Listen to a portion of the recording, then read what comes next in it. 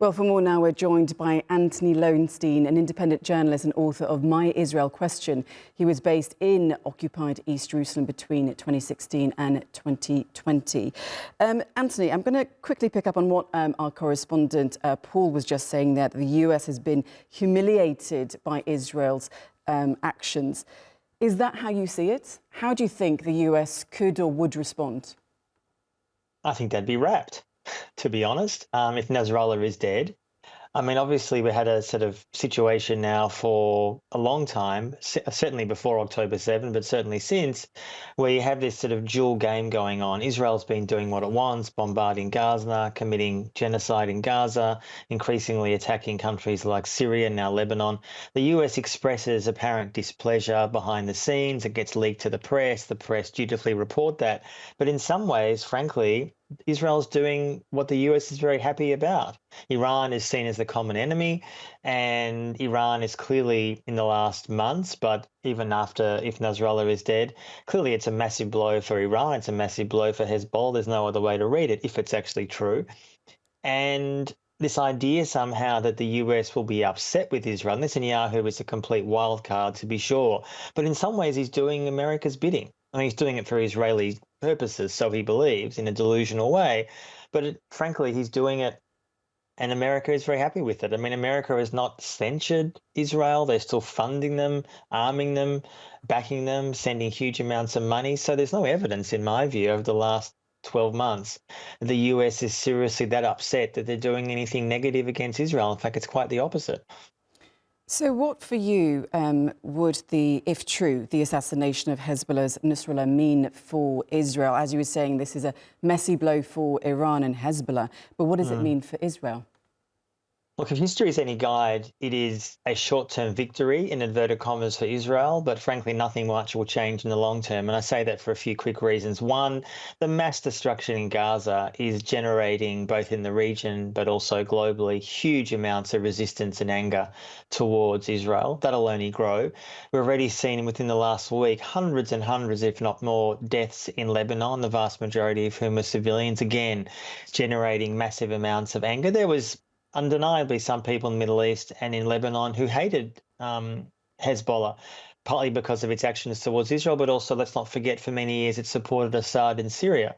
But overall, there is a deep anger towards Israel, profound anger, which again existed long before October 7, but has certainly continued since.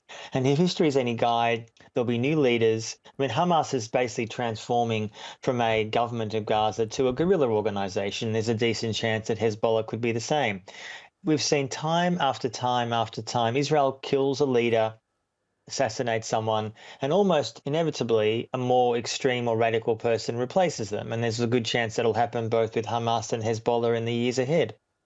Now, you mentioned Gaza there. Is it distraction or opportunity for Israel as it widens its war and tries to take out Hezbollah? Look, I think in some ways Israel feels emboldened. I mean, there's no one stopping what Israel is doing. I mean, literally nobody is putting sanctions on. No one is stopping the arms flow. I mean, I think it's sort of mixed signs coming out of Gaza. On the one hand, Hamas obviously has been massively degraded, to be sure, militarily, but is still standing. Its leader, potentially Sinwar, is still alive, although my understanding is there's been no real communication from him for weeks, so it's not entirely clear if he's alive. But ultimately, as we see place after place after place in Gaza, fighters reappear. As I said, Hamas is transforming into a guerrilla organization, which will not change for months and years ahead. And I think Hezbollah will be the same. I mean, Israel, ironically, after all this, could maybe celebrate for 5 minutes. But in the end, none of this makes Israel safer.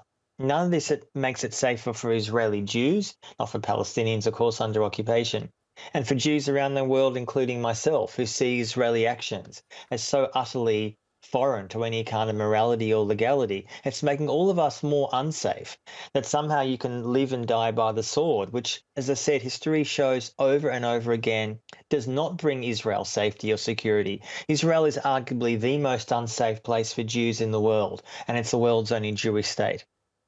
So are you then worried when the Israeli military says that there's a long way to go in that they have a big toolbox. I mean, that is quite a stark warning for people who don't want to see more military aggression.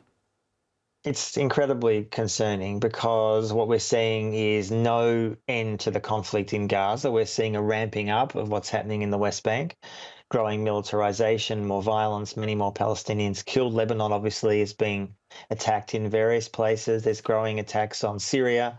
Almost certainly there'll be growing attacks on places like Yemen because the Houthis are still very much engaged in attacking Israel.